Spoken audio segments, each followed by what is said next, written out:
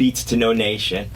What it has P.W. Botha, Margaret Thatcher, Ronald Reagan as bloody vampires. Why did it become a favorite of yours? The album cover of Beasts of No Nation is, the song itself is very rooted in its kind of anti-apartheid lyrics.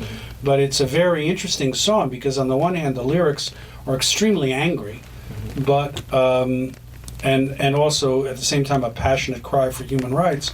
But the musical vibe of a song is almost transcendental. So it's that wonderful mix, a little bit like what Billie Holiday does in God Bless the Child, which is one of the most poignant songs about how the powerful oppress the weak, and yet she sings it as a lullaby. And Fela Kuti, in his own way, makes this magnificent composition which takes you almost into a very spiritual place, but his lyrics are extremely direct and extremely angry. And that's why I think he was such a great artist, because it wasn't like, if you want to make a political statement, you can just raise your fist and get a placard and go out in the street.